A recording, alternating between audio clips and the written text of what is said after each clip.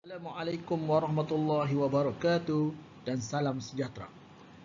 Pada hari ini saya akan menerangkan tentang kuliah yang pertama bagi modul Pneumatic and Hydraulic System. Jadi dalam bab yang pertama ini, penerangannya akan dikhususkan kepada bahagian pneumatik dan seterusnya pada kuliah yang kedua dan ketiga kita akan terangkan pula tentang sistem hidrolik. Mungkin ada sebahagian daripada anda yang telah biasa mendengar tentang sistem pneumatik, manakala mungkin ada juga sebahagian lagi yang belum biasa mendengar tentang sistem pneumatik. Jadi, dalam penerangan hari ini, saya akan menerangkan bermula daripada asas sistem pneumatik sehinggalah bagaimana kita mengendalikan sesuatu sistem kawalan pneumatik. Bagi kuliah hari ini, terdapat 4 tujuan pembelajaran berkenaan dengan asas sistem pneumatik. Yang pertama adalah menerangkan asas bagi sistem pneumatik. Yang kedua, menerangkan kegunaan sistem pneumatik. Yang ketiga, menerangkan bahagian komponen dan fungsi sistem penghasilan angin yang akan digunakan dalam sistem pneumatik. Dan yang keempat adalah menerangkan tentang simbol-simbol yang digunakan dalam sistem pneumatik. Jadi saya harap para pelajar dapat menyediakan nota dan juga catatan untuk merekodkan perkara-perkara penting yang saya akan sampaikan dalam kuliah ini. Baik, untuk pengenalan asas sistem pneumatik, kita akan melihat kepada apakah yang dimaksudkan dengan pneumatik itu sendiri. Pneu merupakan perkataan yang berasal dari Greek yang bermaksud angin, manakala matic pula merujuk kepada kuasa. Jadi kalau kita gabungkan kedua-dua perkataan ini, iaitu pneu dan matic, kita akan mendapat satu perkataan yang bermaksud kuasa angin. Oleh itu, sistem pneumatik bolehlah ditafsirkan sebagai sistem yang digerakkan oleh kuasa angin. Sistem pneumatik menggunakan udara termampat sebagai medium pemindahan kuasa. Udara termampat adalah udara sekeliling yang telah dimampatkan dengan menggunakan pemampat udara kendalian motor elektrik.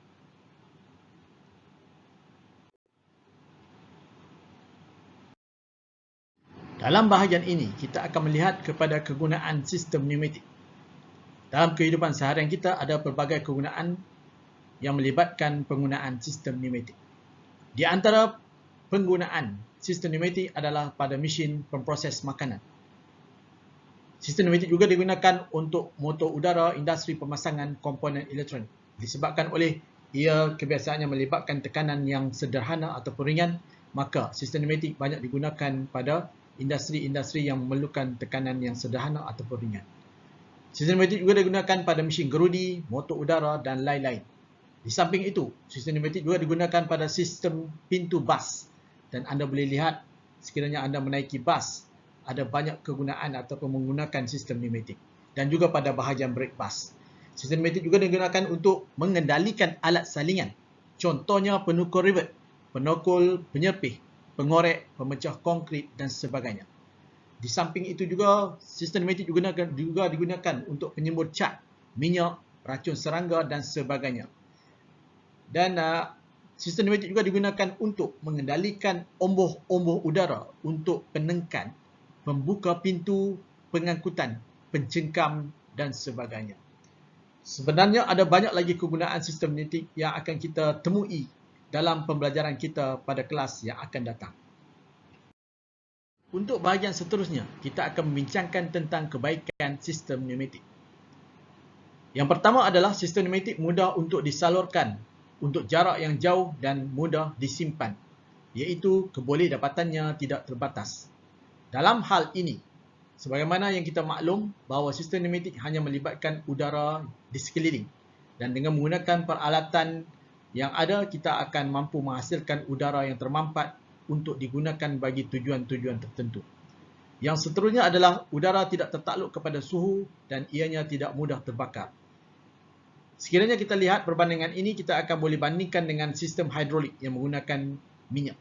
Di mana dengan penggunaan minyak, dia akan tertakluk kepada suhu dan ianya mungkin mudah terbakar.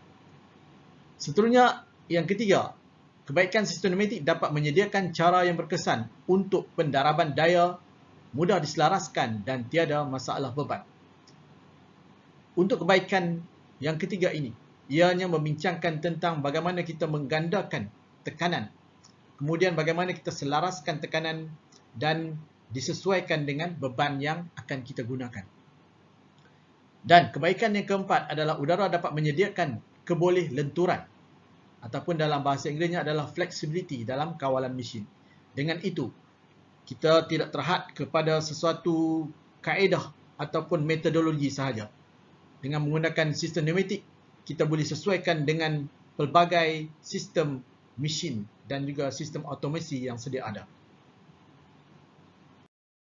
Dan seterusnya untuk sistem pneumatik adalah ianya dapat memberikan sambutan, tindakan ataupun respon yang cepat untuk memula dan juga memberhentikan kawalan. Ini adalah merupakan salah satu sebab kenapa sistem pneumatik dipilih, kerana disebabkan oleh tindakan yang pantas dan cepat dalam melakukan sesuatu kawalan. Kebaikan seterusnya adalah udara tidak memerlukan aliran balik. Dengan erti kata lain, kita tidak perlu memulangkan udara itu ke mana-mana tempat dan ia biasanya dilepaskan di ruang udara semula.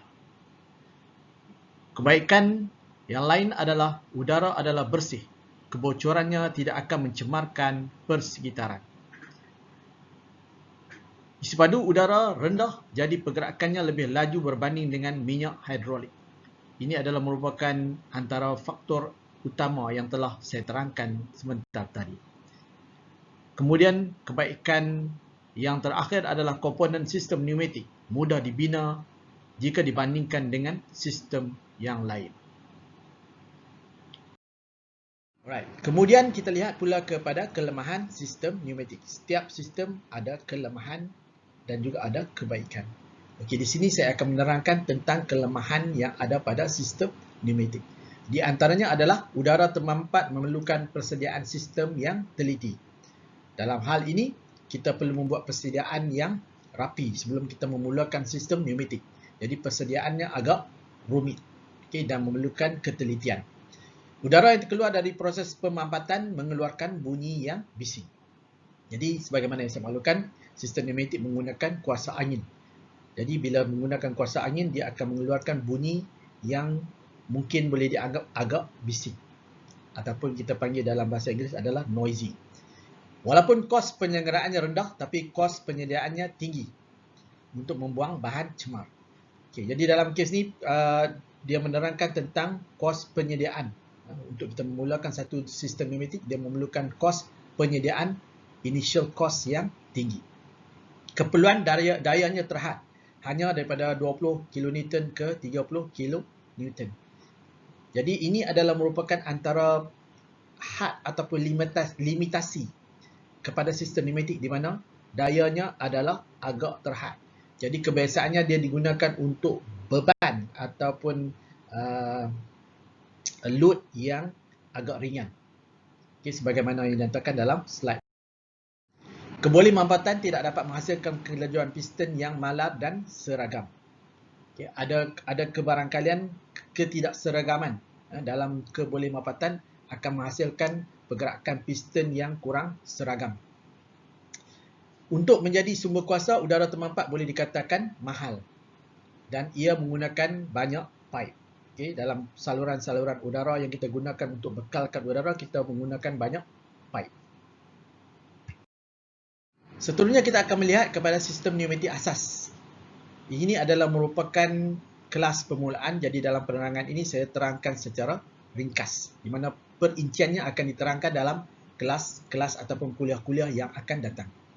Sekiranya anda lihat pada raja ini, anda akan melihat bahawa untuk binaan sistem pneumatik asas, dia melibatkan bahagian production, iaitu bahagian penghasilan angin, dan juga bahagian consumption, iaitu bahagian penggunaan angin. Okay, jadi dalam nota ini, dalam slide ini ada dinyatakan nombor-nombor di sini. Okay, untuk bahagian production, kiranya anda lihat di sini daripada nombor 1, 2, 3 sehinggalah kepada nombor 10. Okay, ini adalah merupakan bahagian production, penghasilan angin. Kemudian pada bahagian consumption, iaitu penggunaan, anda akan melihat nombor-nombor yang disediakan ini Okey, daripada nombor 1 sampai nombor 6. Okey, dalam slide ataupun dalam kelas ini saya akan terangkan satu persatu apakah yang dimaksudkan dengan label-label 1 hingga ke 10 bagi bahagian production dan juga 1 sehingga 6 bagi bahagian consumption. Okey, jadi diharapkan anda boleh merujuk kepada nota PowerPoint yang disediakan supaya pemahaman anda adalah selari dengan penerangan yang saya akan berikan. Sistem numetik asas ditunjuk sebagaimana ditunjukkan dalam darjah 1 terdiri daripada dua bahagian iaitu bahagian penghasilan sistem pengedaran udara iaitu production dan juga sistem penggunaan angin ataupun consumption. Silinder pneumatik, actuator berputar dan juga motor pneumatik membekalkan daya dan gerakan untuk operasi kebanyakan sistem kawalan pneumatik. Untuk operasi dan kawalan actuator, komponen-komponen pneumatik lain diperlukan seperti unit servis angin, angin mampat dan injap untuk mengawal tekanan, aliran angin dan arah gerakannya. Untuk bahagian sistem penghasilan angin, sebagaimana yang saya maklumkan tadi, anda boleh rujuk kepada nombor-nombor yang dinyatakan sebagai panduan kepada anda. Okay, jadi boleh rujuk pada darjah 1 untuk memudahkan pemahaman anda. Bahagian komponen dan fungsi utama bagi sistem penghasilan angin ataupun bahagian production adalah yang pertama adalah kompresor ataupun pemampat. Udara yang diambil pada tekanan atmosfera dimampatkan dan dihantar pada tekanan yang lebih tinggi ke dalam sistem pneumatik. Ia dengan demikian menukarkan tenaga mekanikal kepada tenaga pneumatik.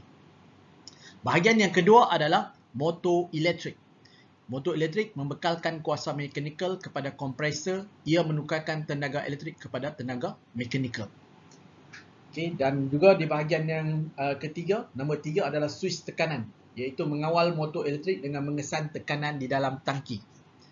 Ia disediakan kepada tekanan maksima dan dalam mana ia memberhentikan motor dan juga tekanan minima di mana ia memulakan motor sekali lagi. Jadi untuk switch tekanan ni dia akan kontrol berapa tekanan maksimum yang kita benarkan dan juga supaya dia tidak berlaku overpressure, tekanan yang berlebihan ataupun berlakunya under pressure. Okey, bila berlaku under pressure, motor tu akan dimulakan untuk memasukkan udara ke dalam pump ataupun motor. Kemudian kita ada check valve, iaitu check valve ni fungsinya adalah untuk membenarkan angin mampat daripada kompresor mengalir masuk ke dalam tangki dan mencegahnya daripada mengalir balik apabila kompresor diberhentikan. Okey, untuk bahagian check valve ini kita akan perincikan dalam kuliah yang akan datang. Okey, bagaimanakah dia beroperasi dan juga simbol-simbol yang digunakan. Kemudian kita ada bahagian tangki, okey, untuk menyimpan angin mampat. Okey, saiznya disesuaikan dengan kemampuan kompresor. Kemudian kita ada pressure gauge untuk menunjukkan tekanan di dalam tangki. Okey, untuk pressure gauge ini dia sebagai panduan untuk anda melihat, okey, apakah tekanan yang ada dalam tangki. Kemudian kita ada auto drain, okey, untuk mengeluarkan kesemua pengentalan air di dalam tangki. Jadi auto drain untuk mengeluarkan air yang terhasil daripada proses pemampatan tadi. Ke-8 dalam sistem penghasilan angin ataupun production adalah safety valve ataupun injap keselamatan. Fungsi safety valve adalah untuk membawa angin mampat keluar jika tekanan di dalam tangki dinaikkan lebih daripada tekanan yang dibenarkan. Sebagaimana yang kita maklum, keselamatan adalah sangat penting dan safety valve perlu beroperasi dengan baik untuk memastikan tidak berlaku sebarang kemalangan disebabkan oleh tekanan yang berlebihan. Komponen yang ke-9 adalah refrigerated air dryer. Fungsi refrigerated air dryer adalah untuk menyejukkan angin mampat kepada beberapa darjah di atas tahap pembekuan yang mengentalkan kebanyakan daripada kelembapan udara. Ini mencegah daripada berlakunya pengaliran wap yang berisi air mengalir ke dalam sistem. Di samping itu, fungsi refrigerated air dryer adalah berfungsi untuk mengeringkan udara yang telah dimampatkan daripada wap air sebelum udara tersebut dihantar ke sistem untuk mengelakkan komponen pneumatik dari berkarat. Di sini kita lihat bahawa refrigerated air dryer adalah sangat penting untuk menyejukkan angin, kemudian memastikan bahawa pengaliran air atau udara diasingkan daripada air yang seterusnya mengelakkan daripada air tersebut masuk ke dalam komponen pneumatik dan juga menyebabkan berlakunya masalah kerosakan dan juga berkarat. Seterusnya, komponen yang ke-10 adalah line filter ataupun penapis talian. Penapis talian berada pada pipe utama. Filter ataupun penapis ini mestilah mempunyai kejatuhan tekanan yang minimum, di mana dengan itu udara yang telah dimampatkan dengan tekanan yang tertentu apabila melalui line filter tidak jatuh melebihi daripada ataupun kurang daripada had yang dibenarkan. Dan juga line filter ini juga berupaya mengeluarkan kabus minyak. Dengan itu ia menolong untuk menyerap habuk, debu dan air daripada pipe.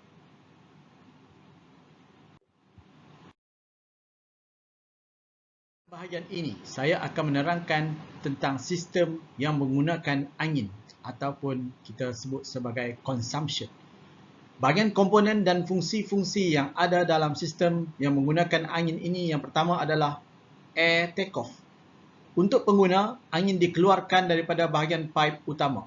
Manakala air dikeluarkan daripada bawah pipe, ia akan mengalir ke dalam automatic drain dan pengentalan akan dikeluarkan. Jadi dengan itu, air yang tidak diperlukan ini akan dikeluarkan melalui automatic drain. Kemudian, komponen yang kedua adalah auto drain, iaitu setiap tiub yang menurun mesti mempunyai drain ataupun dalam bahasa Malaysianya kita sebut sebagai parit ke bawah. Cara yang paling baik ialah dengan auto drain yang mencegah air berlebihan dari bertakung di dalam tiub jika drain secara manual tidak diperlukan. Yang ketiga dalam sistem menggunakan angin ataupun consumption ini adalah dikenali sebagai air service unit. Unit ini membekalkan angin mampat yang bersih pada tekanan optimum dan kadangkala menambahkan pelincir untuk memanjangkan jangka hayat untuk komponen sistem pneumatik yang memerlukan pelinciran. Di dalam air service unit ini ada 3 bahagian yang penting yang dikenali sebagai F, R dan juga L, iaitu F mewakili filter, penapis, R untuk regulator, penyelarasan dan juga L untuk lubricator, iaitu pelinciran. Komponen yang keempat adalah dikenali sebagai directional valve ataupun injap arah. Fungsi directional valve adalah untuk mengawal arah pengaliran angin mampat.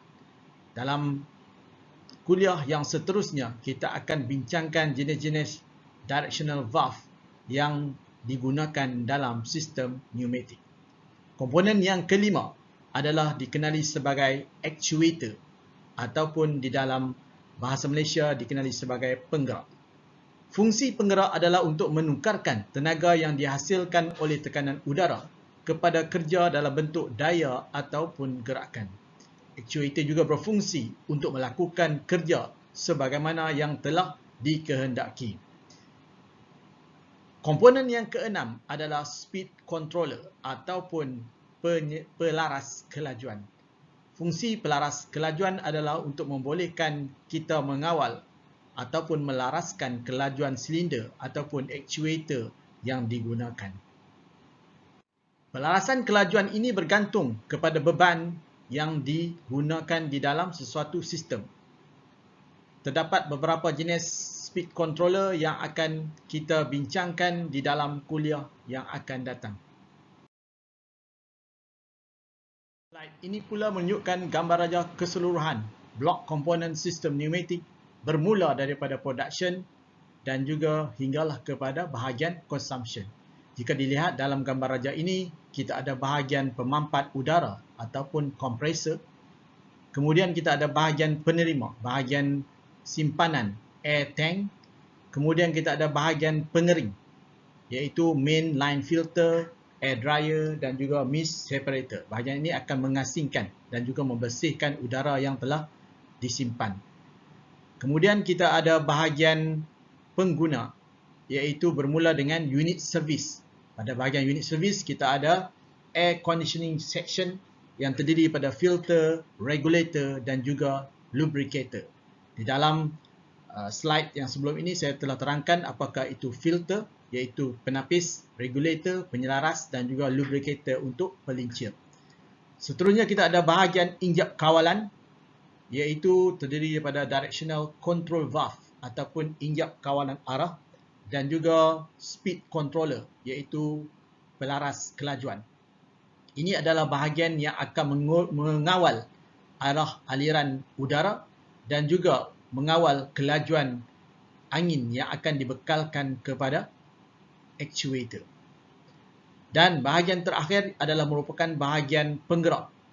Dia juga dikenali sebagai operating section ataupun actuator.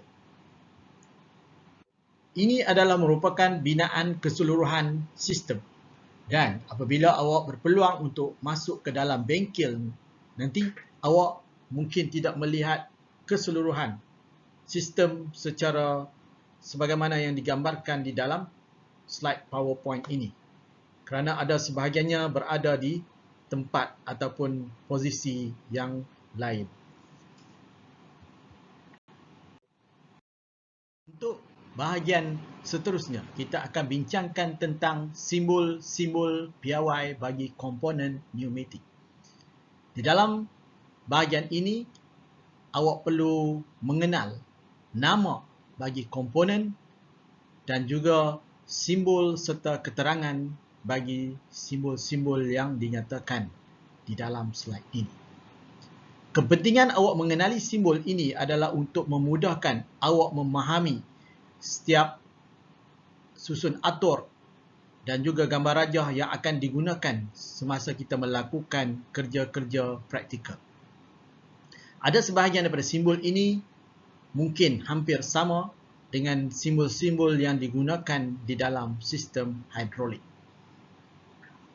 Jadi, untuk bahagian ini awak perlu ingat dan juga mengetahui apakah fungsi bagi setiap simbol yang dinyatakan dalam bahagian ini dan juga seterusnya.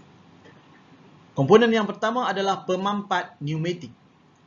Sebagaimana yang kita lihat di sini, ini adalah merupakan simbol pemampat pneumatik. Kemudian kita ada komponen yang kedua, iaitu silinder pneumatik tindakan searah.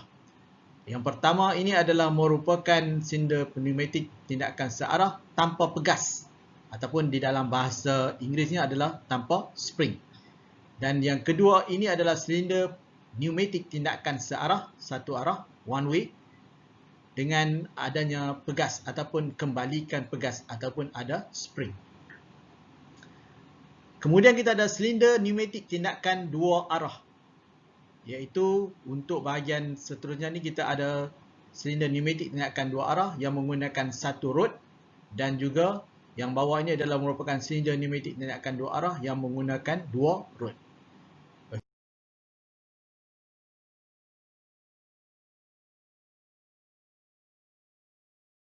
Untuk simbol yang seterusnya adalah merupakan komponen injap 2/2 ataupun kita juga panggil sebagai two-way valve. Di mana kalau kita lihat di sini ada keterangan untuk dua liang tertutup, okey, dan di bawah ini adalah merupakan dua liang terbuka.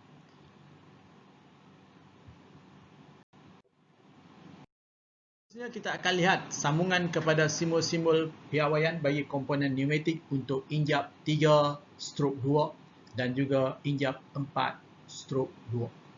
Jika dilihat di sini, anda boleh lihat kenapa ia dipanggil sebagai injap 3/2 dengan melihat kepada jumlah port yang ada kepada injap tersebut. Di sini anda boleh lihat untuk injap 3/2 terdapat 3 port, dan untuk injap 4/2 terdapat 4 port. Seterusnya kita akan lihat kepada simbol-simbol piawaian bagi komponen pneumatik untuk menggerakkan injap-injap tersebut. Ada beberapa kaedah yang digunakan dan dikenal pasti, iaitu yang pertama adalah merupakan gerakan insani. Yang pertama di atas ini adalah merupakan gerakan arm, yang kedua dengan menggunakan butang tekan, twill ataupun injap. Manakala bagi gerakan mekanik menggunakan pengguli. Slide seterusnya, kita akan lihat kepada simbol-simbol bagi injap kawalan aliran. yang terdiri daripada 3 simbol. Yang pertama di atas sekali adalah untuk kawalan aliran boleh ubah ataupun boleh laras. Yang kedua adalah kawalan aliran satu arah sahaja. Dan yang ketiga adalah kawalan aliran boleh ubah bagi satu arah sahaja.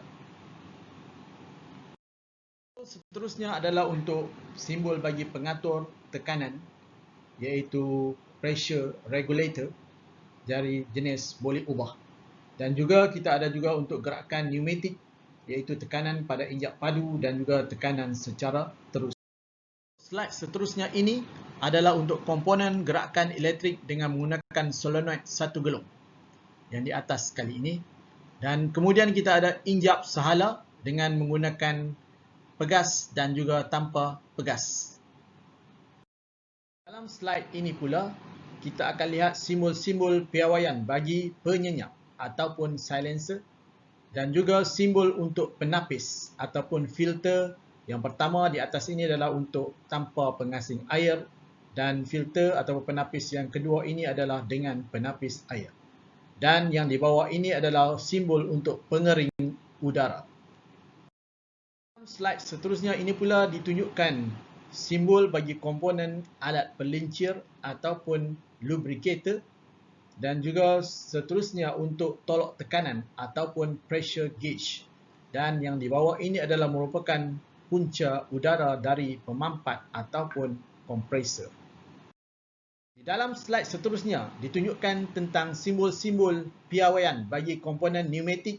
Yang pertama untuk saluran udara, yang kedua untuk saluran panduan pneumatik dan yang ketiga untuk sambungan saluran. Sekiranya terdapat sambungan-sambungan saluran yang ada di dalam litar pneumatik, kita akan gunakan simbol yang ketiga. Sebagaimana yang saya maklumkan sebentar tadi, ada sebahagian daripada simbol-simbol ini di dalam sistem pneumatik ini juga digunakan di dalam sistem hidrolik. Untuk memantapkan lagi pemahaman anda tentang sistem pneumatik, anda perlulah membuat rujukan kepada kertas penerangan yang akan memberikan lebih perincian tentang maksud yang telah saya sampaikan di dalam nota PowerPoint ini. Di samping itu, anda juga boleh melakukan ujian-ujian kefahaman dengan merujuk kepada kertas tugasan yang turut dibekalkan kepada anda semua. Ini adalah merupakan bahagian permulaan di mana pemahaman anda tentang sistem pneumatik serta hidrolik adalah amat penting kerana bahagian ini adalah merupakan tulang belakang bagi sigil ataupun bahagian kejuruteraan mekatronik. Diharapkan anda dapat menggunakan masa sebaik mungkin dan jumpa lagi di kelas yang akan datang. Sekian. Wassalamualaikum warahmatullahi wabarakatuh.